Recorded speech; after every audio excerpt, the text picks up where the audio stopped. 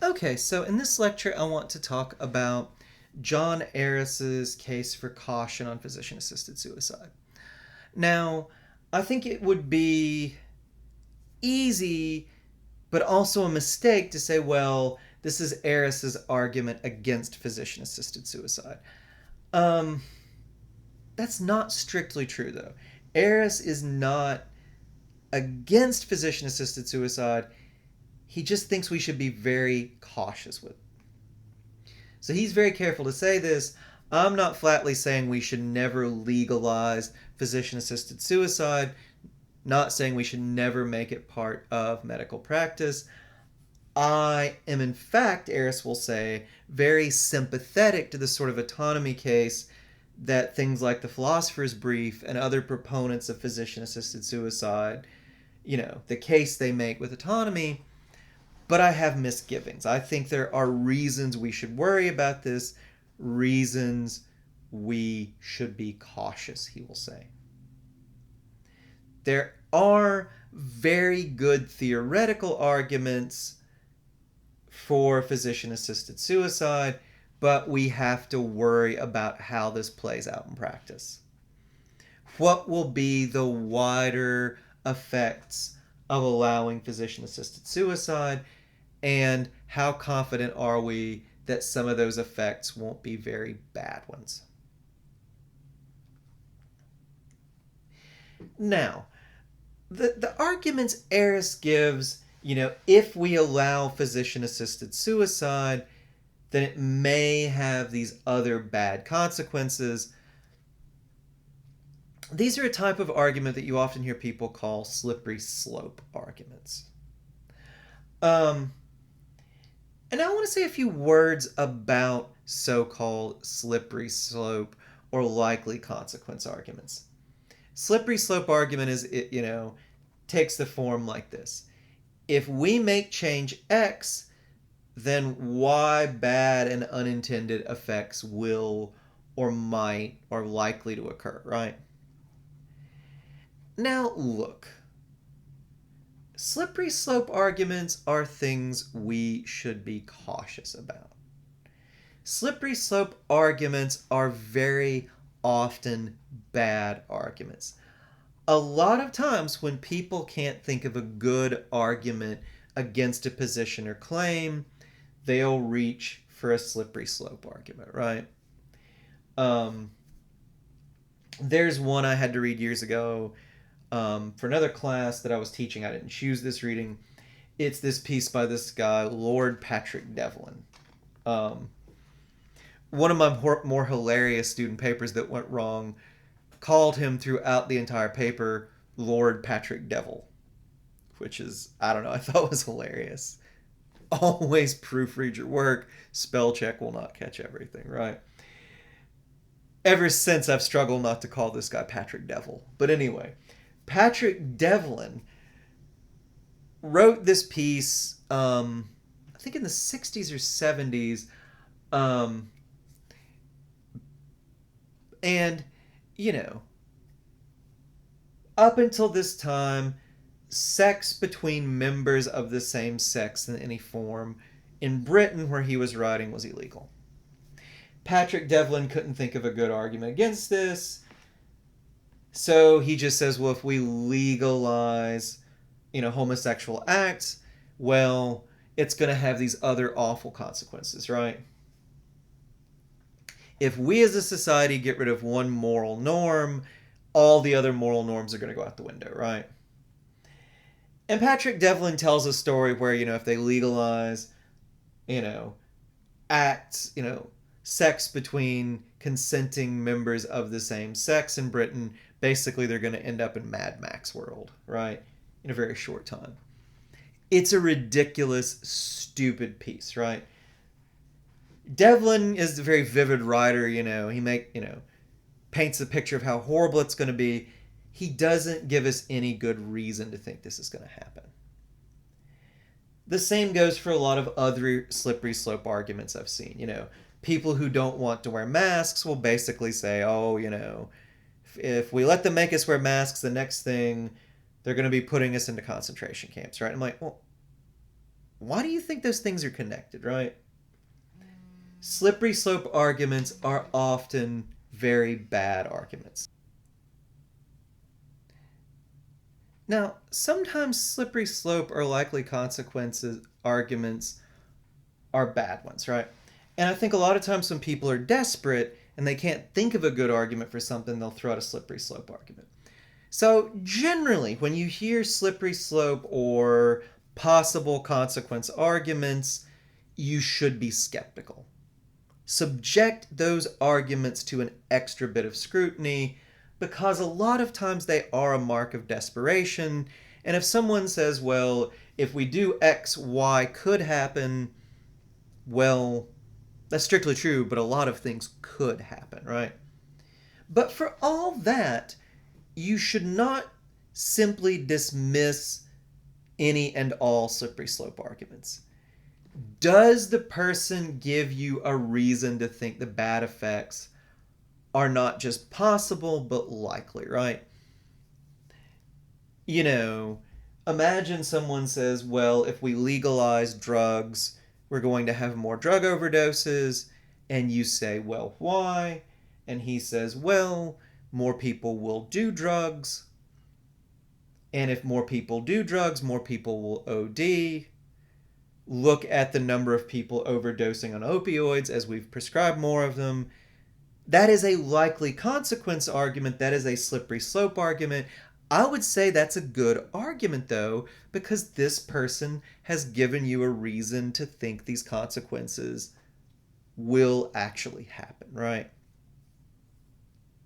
You know, if I say, well, I've been all over the interstates in Virginia, and on most of them it's safe to drive 75, even though the highest speed limit is 70. We should up the speed limits to 75. And you respond, well, but we all know everyone's speeds, so if we up it to 75, everyone will do 80. 80 is not safe, even if 75 is. We can argue about what a safe speed is, but you've given me a good reason to think this consequence is likely, what people already do, right? So if you can give me a good reason to think these consequences really are likely, slippery slope arguments are not necessarily bad ones. And I think Eris does give us some reasons to think these consequences are likely, or at the very least, we should worry about them. So 2 main lines of argument that Eris has. There is no principled reason to stop at physician-assisted suicide of the terminally ill. If we allow physician-assisted suicide, Eris says we have to allow euthanasia as well. We won't be able to stop just with physician-assisted suicide. He's sort of worried about that, but he's more worried about the second claim. Physician-assisted suicide will lead to deaths that shouldn't happen.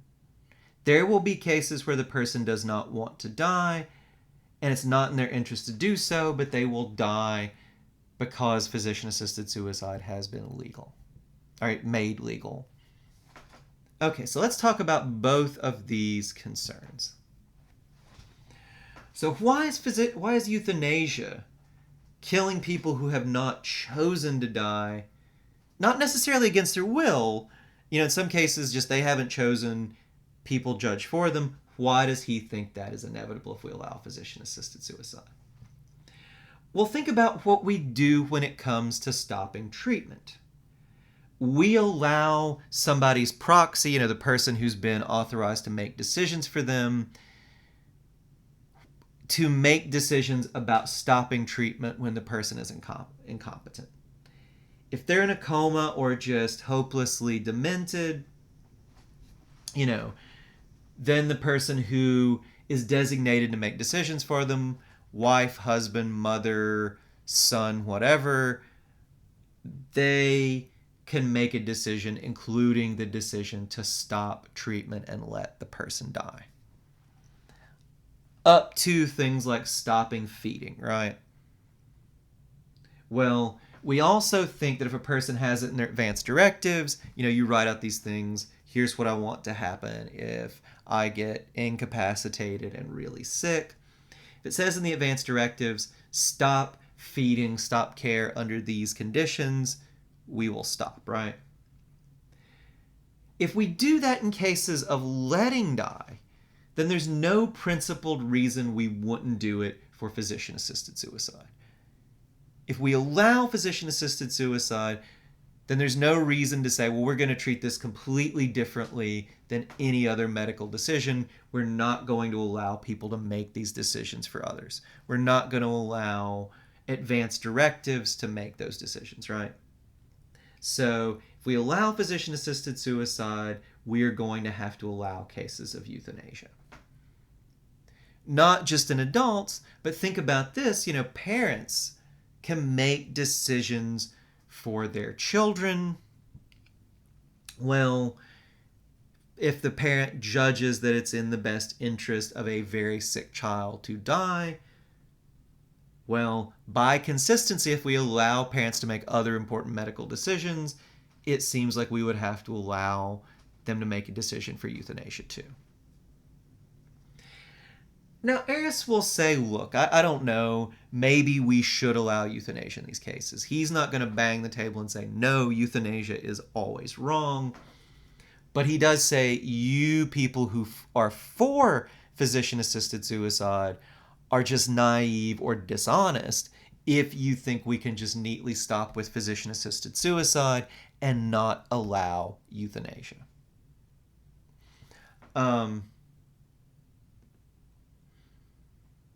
Here's John's more important line of argument, which is that many decisions for physician-assisted suicide are not what the patient really wants. And I call Eris John because I actually didn't know the guy who wrote this article.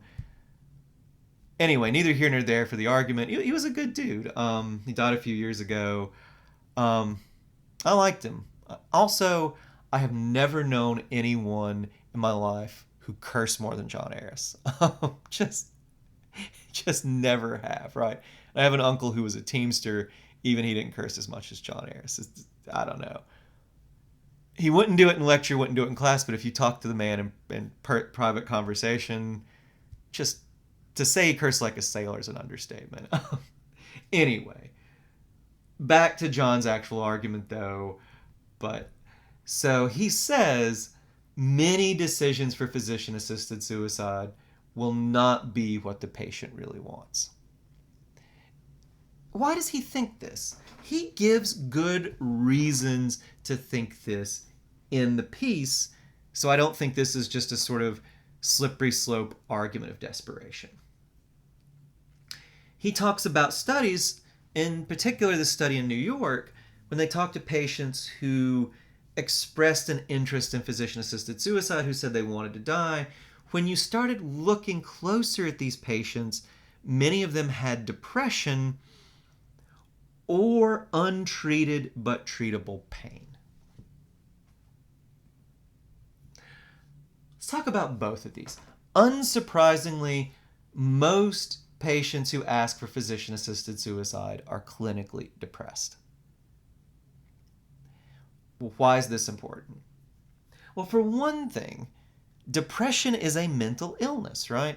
It is a textbook example of a mental illness.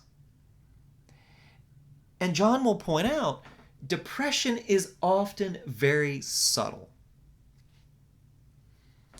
especially in cases of the terminally ill. Doctors are bad about diagnosing depression anyway, right? It's subtle. It's hard to see everything. You have to know the person. You have to talk to them a lot. That's not something that's going to describe most doctors in our medical system, right? And especially in the case of the terminally ill, it's hard to sort out clinical depression from just, well, this person is sad about this bad state they're in, right? But if you dig deeper and have competent people screen these patients, it turns out that most of the ones who want aid in dying are clinically depressed.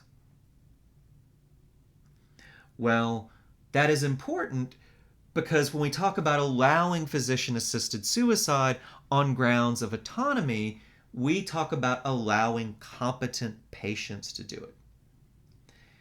Patients with mental illness are pretty much by definition not competent, right? So if depression is part of it, there's a real worry that they're not competent to make this decision. And an even bigger issue here is when you actually treat their depression, these studies found that most of the people who wanted aid in dying, once their depression was treated, and we're getting much better at treating depression, when that's done, most of them no longer want help in dying. So what John is saying is this, right? Look, what the person really wants is relief from this mental illness, or maybe you might say what they really want is clouded by mental illness. They're in a better position, a much better position to know what they really want once they've been treated. And once they've been treated, what they tend to really want is to go on living for the time they have left, not to make use of physician-assisted suicide. And Arius will say, look, if we allow physician-assisted suicide, how many patients who have depression that doctors don't pick up on and who would not want to die if their depression was treated will end up dying? And he'll say this, especially when you think about the larger facts of our medical system, which I'll say more about in a minute.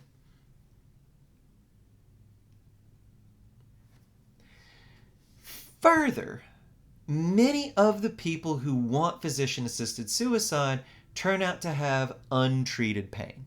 Pain that is treatable but untreated. And John will say, this is one of those areas, I think this is one of the main lessons of his piece.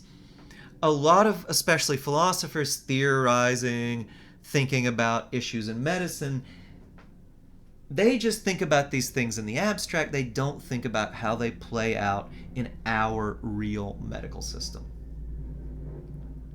In our medical system, our ability to treat pain is wonderful. Our actual practice of treating pain is pretty terrible. Doctors are often incredibly dismissive of pain. They are increasingly worried about overprescribing opioids and getting in trouble for that. If you guys have ever been in pain yourself in the medical system or had a family member who's in pain, even terminally ill, you often have to, excuse my language, raise hell to get them to treat the pain, right? When my grandmother was, sick and in the hospital, actually dying, the threats that my mom had to make to the nurses to actually get them to call a doctor so she could be prescribed anything stronger than ibuprofen were, well, pretty extreme, right? It kind of helped that my mom had been a nurse for 40 years and knew all the doctors in town and was getting ready to call them at home with the names of these nurses. I say all this because I don't know that anybody else in that position who's not as stubborn, who doesn't have the connections my mom had, could have gotten my grandmother pain medicine at the time, right? So in the real world, a lot of people are not going to get the treatment they need. Doctors and other medical professionals might ignore them, and there's a good reason to think a lot of the reason they want to die is because they have this untreated pain. If their pain were treated, then there's a good reason to think that many of them would not want to die, but would instead want to enjoy the time they have left. So again, physician-assisted suicide is not what this group of people really wants. What they really want is to have their pain treated. But if their pain is not treated, well, dying is a less bad option than living in pain, right? So Eris will say, look, you can't live in fantasy land, right? You have to think about how these things play out in our real medical system with all of its problems. And now, when you start to think about our real medical system with its problems, there's not just this worry that, well, some people will be depressed, some people will be in pain. They'll want physician-assisted suicide for bad reasons. It's not something that's good for them. You also have to factor in race, sex, and income, right? Doctors are worse. The medical profession as a whole is worse at picking up on depression in African Americans and women, right? Doctors, and there's study after study that confirms this, right? Doctors and the medical profession as a whole take pain less seriously from women. They also take pain less seriously from African Americans and other minorities. Income plays a huge role, right? So John's going to say, who are the people who are most likely to end up in this situation, that they're asking for physician-assisted suicide because they have treatable but untreated pain or untreated depression? Who are the people who are most likely to die, who should not die? Well, vulnerable groups, right? People lower on the income scale, members of minority groups, and even just women, right? Not only that, the higher you are up in the income scale, the better medical care you're going to get. Lower on the income scale, the more likely you're going to be subjected to assembly line medicine, doctor to doctor, 10-minute intervals, right? So a bigger issue that I think John would say here is, well, look, physician-assisted suicide is not the main reform or the most important reform our medical system needs. We need to work on all this more fundamental stuff before we talk about physician-assisted suicide.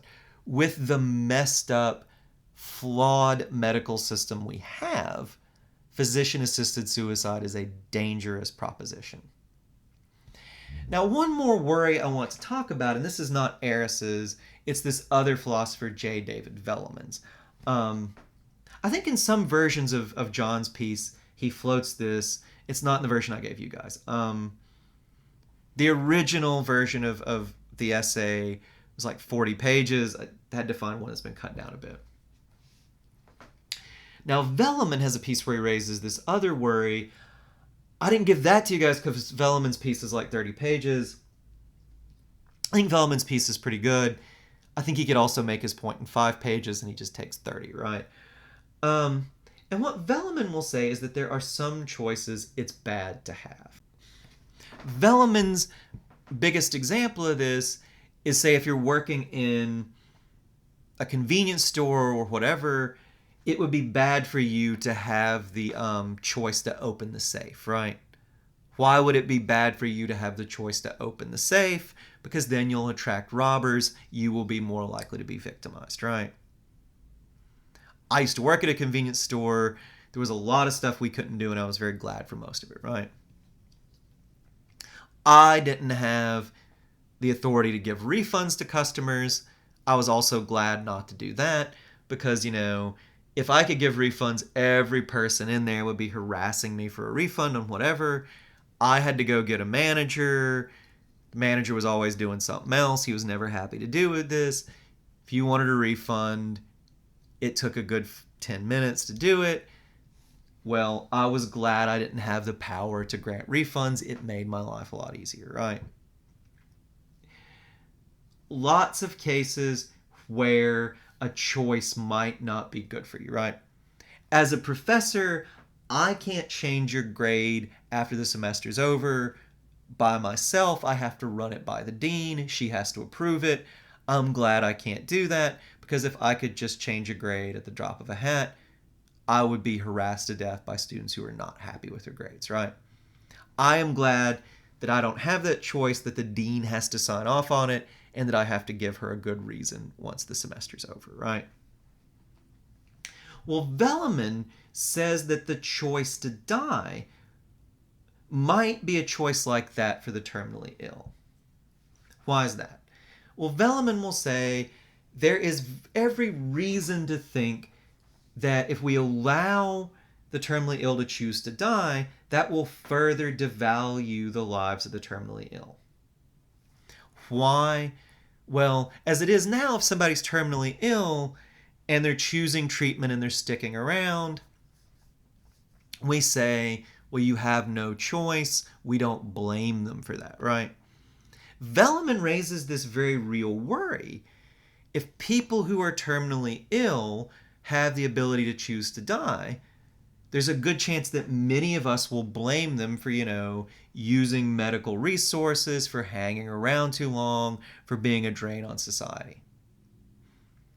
If you don't believe that, think about how nasty and dismissive and just sociopathically cold people have been about the concerns of the elderly or the sick during the COVID pandemic, right? Do you really think that we wouldn't blame the terminally ill person who wants 6 more months with her grandchildren for being a drain on society and our medical system? If you do, if you think no one would blame her, you have a much sunnier estimate of human beings than I do. You probably also watch less television and read less news than I do. And Velleman will say, terminally ill people are very easy to coerce. They are very dependent on family members. They are very dependent on their doctors and nurses and other medical professionals. If the family starts to send a message, well, we're tired of dealing with this, we think you should go on and die. Not that any family or most families would say that, but there are subtle ways to send that message. If doctors and nurses send that message, it's very easy to force terminally ill people into making this decision they might not want to make.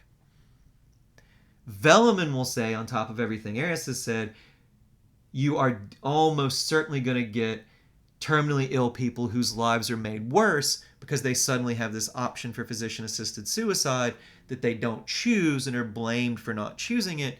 You're also going to get people who are forced into ending their lives who don't really want to.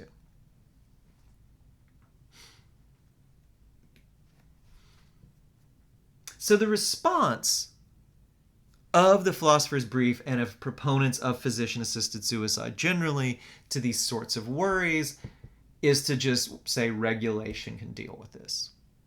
Philosopher's Brief says this over and over and over again. Good regulation will deal with these problems. So here's what Arias will say. Regulation is not going to deal with these problems. The biggest reason is, even in an ideal world, because of doctor-patient confidentiality, oversight, making sure that doctors tick every box, that family members weren't involved in a bad way, that the person was treated for pain and depression and everything. Doctor confidentiality is going to make it incredibly hard or even impossible to access a lot of the records you would need to judge that. And John doesn't quite say this, but I think this is also between the lines. If you think regulation, just having rules, hey, we need to follow all these safeguards, are going to make sure that the safeguards are actually followed, you've never actually had most jobs in the real world. Just having a regulation that you have to do X, Y, and Z will certainly not make sure you do X, Y, and Z.